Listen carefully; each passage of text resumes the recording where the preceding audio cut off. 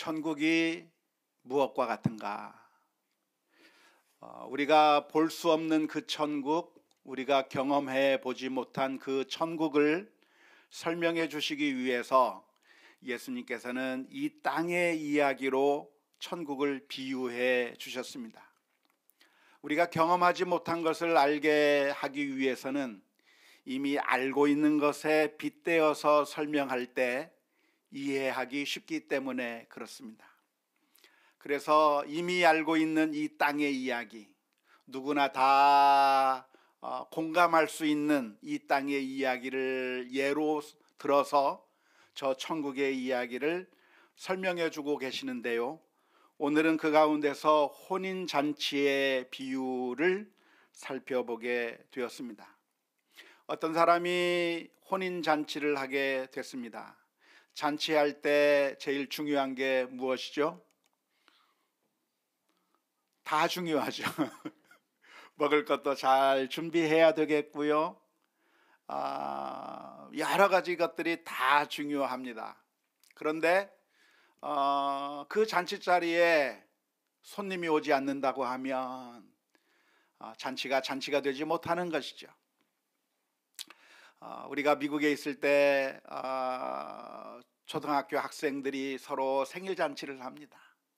생일 잔치를 하면서 오늘은 내 생일이니까, 며칠 날은 내 생일이니까 생일 잔치에 오라고 친구들을 초대합니다.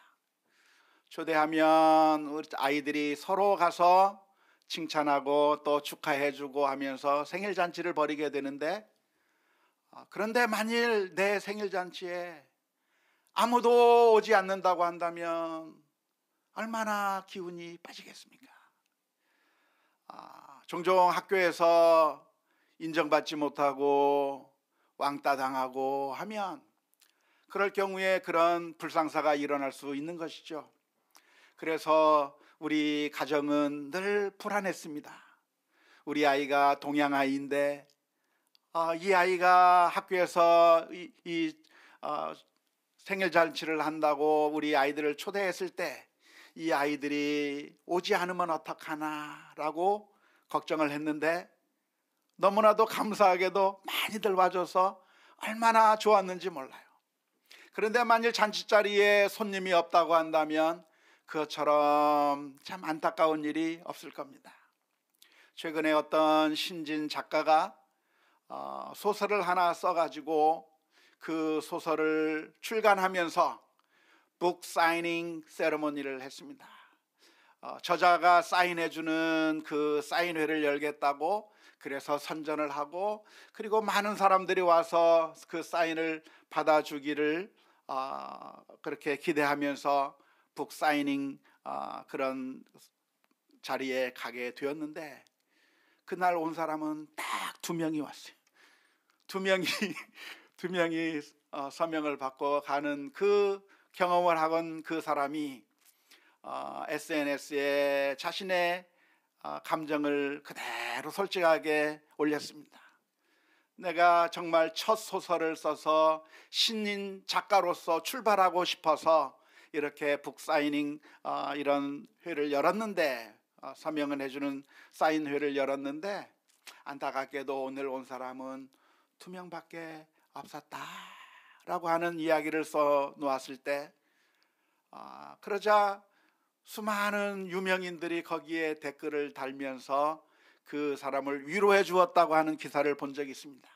빠칭코의 작가 이민진 작가도 그 밑에 글을 쓰고, 또 다른 유명한 작가들도 그 밑에 댓글을 달면서 당신에게는 2명의 손님이 또 있었군요. 제가 책을 펴낼 땐 아무도 안 왔습니다. 잔치를 벌였는데 아무도 오지 않는다고 하면 그것처럼 쓸쓸한 일이 어디 있겠습니까? 어제 크리스마스 파티를 하면서 이 지역에 있는 동네 아이들을 초대했습니다. 우리 전도팀이 토요일마다 나가서 초등학교 앞에서 초청장을 나눠주고, 그리고 크리스마스 파티가 있으니까 꼭 부모님 허락을 받고 오라고 그렇게 많은 초청장을 뿌린 다음에, 그리고 토요일날 어제 10시부터 밤새 준비를 해가지고 막 하는데 우리 준비대원들, 전도팀들, 유초등부 교사님들 얼굴에 근심이 가득해요. 이렇게 준비했는데 아무도 안 오면 어떡하나, 아무도 안 오면 어떡하나 그랬는데, 감사한 것은 많이 오게 돼서 얼마나 기뻤는지 모릅니다. 그런데 어떤 사람이 혼인잔치를 열게 되어서 손님들을 초대했습니다. 초대할 때 우리는 어떻게 초대하죠? 여러분들은 이제 결혼하게 되면 어떻게 초대를 하게 됩니까? 요즘은 모바일 청첩장을 보내서, 그래서 언제 한다고 그렇게 알려주게 되는 것이죠. 당시 유대인들은 초대장을 먼저 종을 통해서 보냅니다. 말로, 구두로 초대하는 것이죠. 그러면 가겠다고 다 약속을 다 잡고 난 다음에, 그리고 정작 그날이 되면 다시 종들을 보내서 오늘이 바로 그날입니다, 오기로 한 그날이 바로 오늘입니다 하면서 이 종들이 가서 사람들을 데리고 오는 것입니다. 그런데 놀랍게도 그 잔치에 초대되었던 사람들, 가기로 했던 사람들이 놀라운 반응을 보여주는 겁니다. 못 가겠다고 하는 것이죠. 그때 했던 손님들이 했던 대답들이 무엇입니까? 나는 밭을 사서 못 가보겠어요. 밭에 가서 내가 그 밭이 얼마나 좋은 밭인지 내가 한번 밭에 나가봐야 되기 때문에 못 가겠습니다 그랬습니다. 어떤 사람은 대답했어요. 내가 소를 5마리를 샀습니다. 그런데 그 5마리를 샀는데 그 소들을 시험해 봐라 가야 되기 때문에 그 잔치에 못 가겠습니다. 어떤 사람은 내가 장가를 갔습니다. 그렇기 때문에 잔치에 못 가겠습니다라고 대답을 했습니다. 여러분, 이런 대답이 일리 있는 대답일까요? 어떤 대답일까요? 할 수 있는 대답입니까? 말도 안 되는 대답입니까? 1번 할 수 있는 대답, 2번 말도 안 되는 대답. 1번이라고 생각되시는 분, 2번 말도 안 되는 대답이다. 그렇군요. 틀려도 괜찮습니다. 틀려주시는 게 더 좋습니다. 사실 이건 말도 안 되는 대답입니다. 밭을 샀습니다. 사기 전에 밭을 평가하러 가나요? 사고 난 다음에 밭을 평가하러 가나요? 사기 전에 평가해야죠. 사기 전에 가서 이 밭이 농사 지을 수 있는 밭인지, 사기 전에 이 땅이 집을 지을 수 있는 땅인지 미리 따져보고 살펴보고, 그리고 많은 연구한 다음에 그 다음에 밭을 사는 것이 그게 맞는 거예요. 그런데 오늘 대답하는 사람이 뭐라고 대답을 하냐면, 내가 밭을 샀어요. 그러니까 밭이 어떻게 생겼는지 보러 가야 돼서 못 가요. 말이 돼요, 안 돼요? 안 된다 이 말이에요. 소 5겨리를 샀으니 시험해 봐야 돼서 내가 못 갑니다. 말이 됩니까, 안 됩니까? 말이 안 되는 거예요. 소를 사려고 하면 사기 전에 시험해 봐야 돼요? 산 다음에 시험을 해봐야 돼요? 사기 전에 시험을 해봐야죠. 장가 갔어요. 잔치에 못 갑니까? 전쟁에 못 나가겠다고 하는 것은 이해할 수 있을 겁니다. 율법에 이제 막 시집가고 장가간 사람들은 전쟁에 면제되는 조항이 있기 때문에 전쟁에 못 가겠다고 하면 이해가 되는 것이죠. 하지만 잔치에 못 갈 이유는 되지 않는 것입니다. 그런데 놀랍게도 이 사람들이 황당한 변명을 하면서 안 가는 겁니다. 황당한 변명을 대면서 못 가겠다고 이야기하는 것이죠. 여러분은 못 가겠다고 말할 때 무슨 변명을 하고 못 갑니까? 안 갑니까? 뭐라고 변명을 하죠? 아르바이트 하는 알바생이 주인에게 황당한 대답을 하고 못 가는 겁니다. 그런데 오늘날에는 대답을 할 수 있는 아주 좋은 핑계가 생겼습니다. 그게 뭡니까? 코로나 걸렸다 그러면 만사오케입니다. 코로나 걸려서 못 가요. 그러면 다 이해해줘요. 코로나 걸리지 않았어도 열이 나는데 코로나일 것 같아서 못 가요. 그러면 다 이해가 돼요. 우리 전주 사람들은 뭐라고 하고 안 갑니까? 제가 간다는 얘기는 안 했잖아요.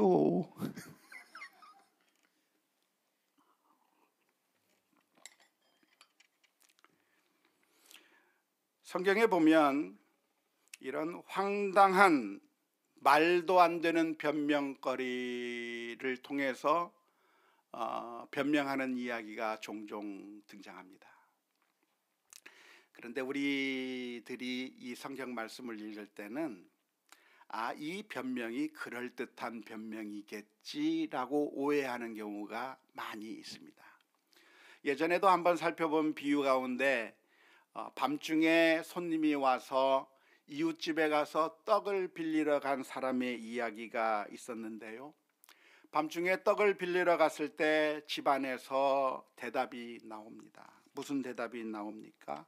나를 괴롭게 하지 말라. 문이 이미 닫혔고 아이들이 침실에 누워서 잠을 자고 있으니 일어나 내게 떡을 줄 수가 없노라 라고 하는 변명이 나오는데, 이 변명이 그럴듯한 변명입니까? 황당한 변명입니까?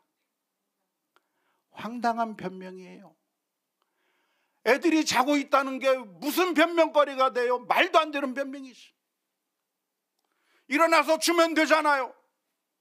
그게 무슨 변명거리가 된다고 그런 변명을 하면서 안 주는 사람이 세상에 어디에 있어요?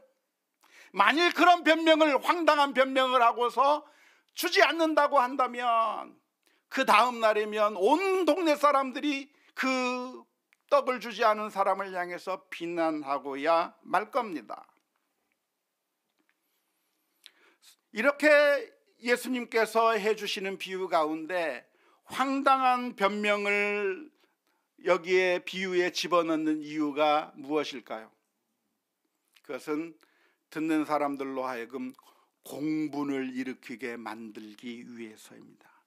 세상에 이런 일이 있을 수가 있느냐? 어떻게 저런 황당한 변명을 하면서 못 간다고 대답할 수가 있느냐? 말도 안 되는 거라고 생각을 하는 것이죠.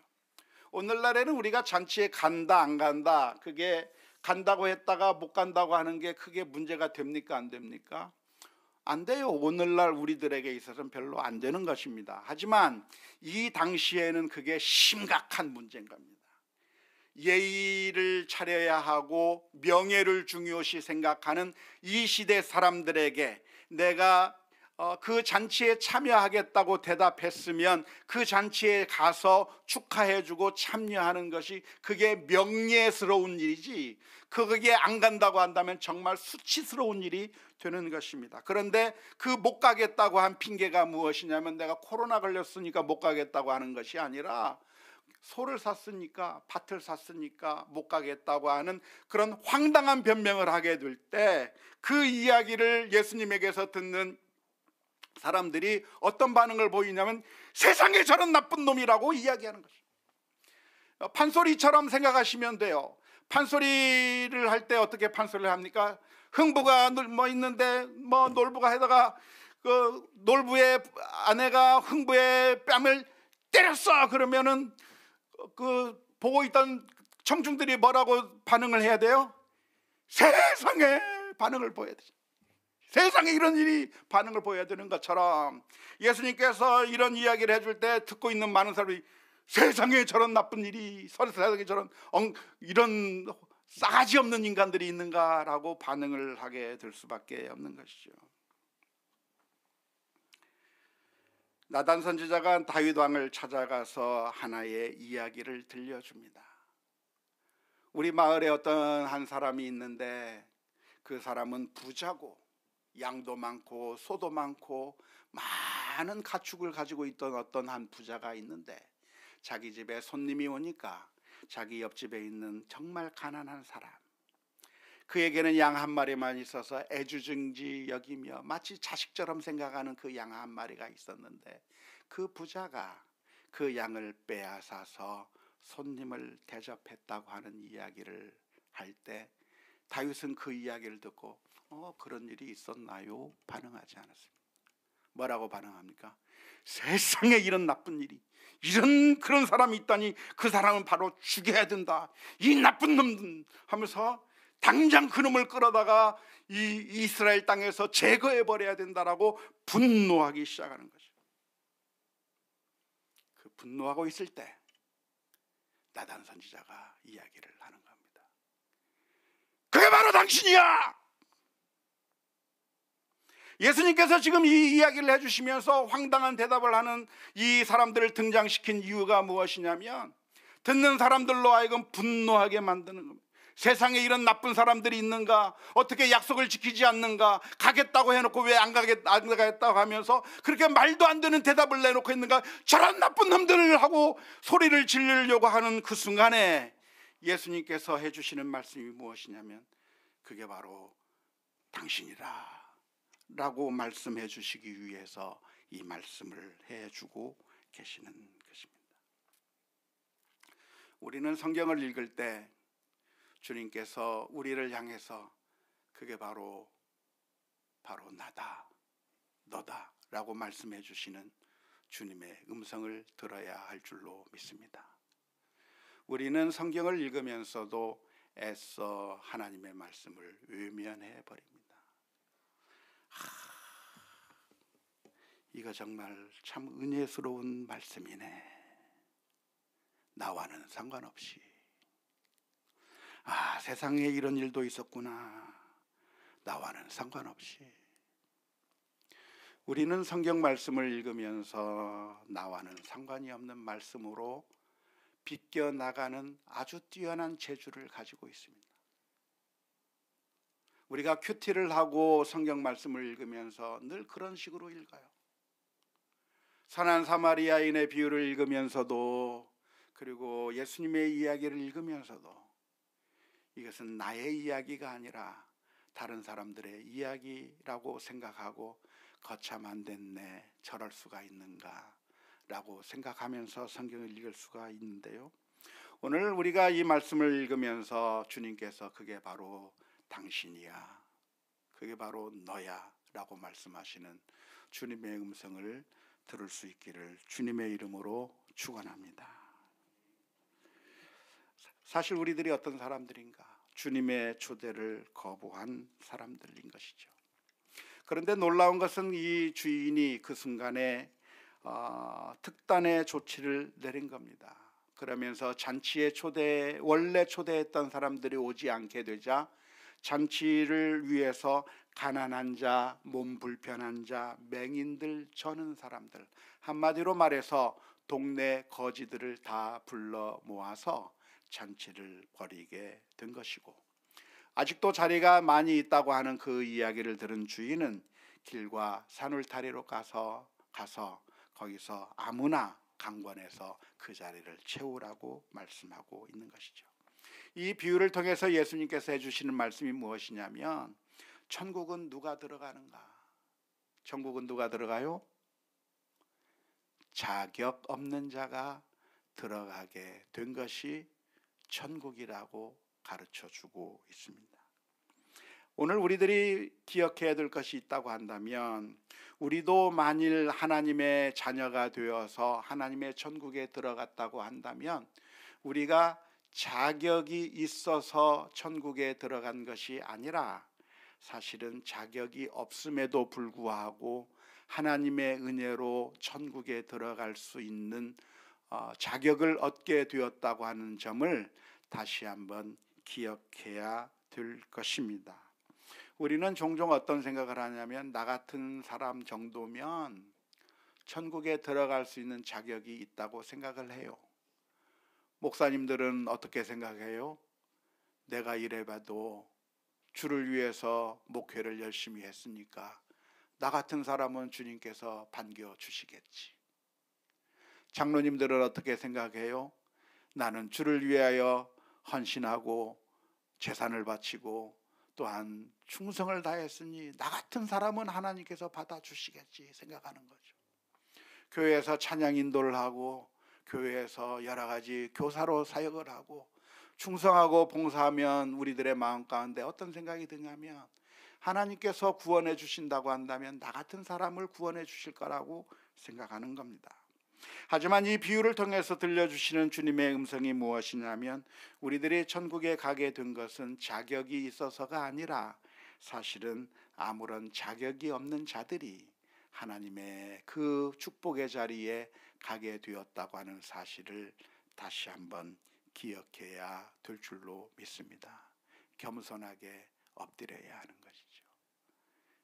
우리는 늘 우리 자신을 드러낼 것이 아니라 나는 저 천국에 들어갈 자격이 없는 죄인이었으나 예수님의 그 보혈의 피로 인해서 들어가게 되었고 하나님의 은혜를 받은 사람이었다라고 하는 그 믿음의 고백을 날마다 해야 할 것입니다. 이 비유를 하시는 목적이 무엇인가요? 이 비유의 목적은 우리가 하나님의 나라의 초대를 받았을 때 그 초대를 거부하지 말라고 말씀해 주시는 것이죠. 우리는 왜 거부합니까? 하찮은 것 때문에 거부하는 것이죠. 이 세상에 썩어지는 것들 때문에 거부하게 되었는데 이러한 이 세상의 것들 때문에 하나님의 나라에 들어가는 것을 거부하는 인생이 아니라 이런 놀라운 은혜, 하나님의 저 천국의 잔치에 우리가 들어갈 수 있게 되었다고 하는 사실을 기억하면서 믿음으로 반응할 수 있는 우리 모두가 다 될 수 있기를 주님의 이름으로 축원합니다. 이 비유를 보면서 우리가 한 가지 살펴보아야 될 것이 있는데요. 비유를 볼 때 항상 우리가 조심해야 될 것이 있다고 한다면 유사점이 무엇이고 차이점이 무엇인가를 항상 분별해야 되는 것이고 차이점을 유사점으로 오해하지 말아야 된다고 말씀을 드렸습니다. 한번 그림을 보면서 봤으면 좋겠는데요. 주인이 잔치에 초대를 하는데 그 초대하는 것을 거부한 사람들이 있었고 그래서 자격 없는 사람들을 주인이 잔치에 초대했다고 하는 이야기가 오늘 이 비유의 이야기입니다. 그것은 하나님께서 우리를 천국 잔치에 초대해 주신다는 것과 똑같은 이야기인데요. 그 천국 잔치의 초대를 거부한 사람이 있었고 그리고 우리는 자격 없는 사람들인데 하나님의 천국 잔치에 초대되었다고 하는 점에 있어서 이 세상 잔치의 비유와 천국에 초대하는 것이 유사점이 있는 것이죠. 하지만 이 비유를 보면서 우리가 그 주인은 하나님을 상징하는 것이라고 볼 수가 있겠는데 그 주인의 모습과 하나님의 모습이 완벽하게 일치하는 게 아닙니다. 예를 들어서 주인의 초대 이유가 뭡니까? 주인은 왜 초대합니까? 초대하지 않으면 잔치가 초라해질까 봐 초대하는 거예요. 이 잔치 자리에 아무도 오지 아니하면 그 잔치가 쓸쓸할까 봐 사람들을 데려가는 거죠. 주인이 필요해서 그 사람들을 데려가는 겁니다. 그런데 이 주인의 모습을 보면서 우리는 하나님에 대해서 착각해요. 하나님도 이 주인과 비슷하지 않을까? 하나님도 이 주인처럼 우리가 천국에 안 가면 심심할까 봐? 우리가 천국에 안 가면 하나님도 뭔가 부족할까 봐 그래서 우리를 초대해 주시는 거라고 생각합니까? 그게 아니에요. 하나님은 어떤 하나님이십니까? 하나님은 스스로 완전하신 하나님이고 아무것도 부족함이 없으신 하나님이에요. 우리가 하나님께 예배를 드려야만 그때서야 하나님이 영광을 받으시는 것이 아니라 우리가 하나님께 예배 드리지 않아도 그 자체로 영광스럽고 그 자체로 아무것도 부족함이 없으신 하나님이시기 때문에 이 세상 주인과는 다른 하나님이라고 하는 사실을 봐야 되는 것이고 이 비유를 보면서 이 하나님이 주인과 같이 뭔가 부족한 하나님이라고 그렇게 오해하지 않아야 되는 것입니다. 두 번째로 오해하지 말아야 될 것이 있다고 한다면 정말로 처음 초청된 자는 아무도 천국에 들어가지 못하는가 하는 겁니다. 오늘 본문에 보면 주인은 이야기를 합니다. 처음 초대했던 사람들은 내 잔치를 맛보지 못하게 될 거라고 이야기를 합니다. 하지만 하나님의 나라도 그런 것일까요? 그것이 아닙니다. 이 표현은 거부한 자가 천국의 잔치에 들어갈 수 없다고 하는 것을 강조하기 위한 표현이지 결국에 회개하는 자들은 하나님 앞에 들어갈 수 있다고 하는 점에 있어서 이 잔치의 이야기와 천국 잔치에 차이점이 있다고 하는 것도 보아야 되는 것이죠. 또한 어떤 차이가 있습니까? 천국은 잔치와 같은 것인가? 어떤 의미에서 잔치와 같다고 이야기할 수 있습니다. 하지만 잔치라고 하는 것은 무엇인가요? 가도 그만, 안 가도 그만이에요. 잔치 가서 맛있는 거 먹어도 그만, 안 먹으면 조금 아쉬울 정도일 뿐입니다. 하지만 천국이라고 하는 것은 가도 되고 안 가도 되는 것이 아니라, 사실은 천국에 가지 않는 것은 영원한 멸망을 의미하는 것이고, 우리의 인생의 가장 중요한 결정이 천국에 가는 것이라고 하는 사실을 기억하면서 천국을 사모하면서 사는 우리 모두가 다 될 수 있기를 주님의 이름으로 축원합니다. 요한계시록 3장 20절 말씀에서 예수님께서 말씀해 주고 계십니다. 볼지어다 내가 문 밖에 서서 두드리노니 누구든지 내 음성을 듣고 문을 열면 내가 그에게로 들어가 그와 더불어 먹고 그는 나와 더불어 먹으리라. 우리 하나님께서는 우리들의 마음을 강제해서 열지 않습니다. 우리에게 마음의 문을 열 것을 초청하고 계시고 기다리고 계시는 것이죠. 힘이 없어서가 아니라 우리들에게 자유 의지를 주시고 우리가 마음으로 주님을 영접해 주실 것을 기다리고 계시는데, 그 마음으로 문을 열면 그 주님께서 우리 안에 들어오시고 우리가 주님과 함께 놀라운 천국의 잔치에 참여하게 된다고 하는 사실을 기억하면서 우리가 주님의 초대에 긍정적으로 응답하고 아멘으로 대답할 수 있는 우리 모두가 다 될 수 있기를 주님의 이름으로 축원합니다. 우리 함께 같이 찬양했으면 좋겠습니다.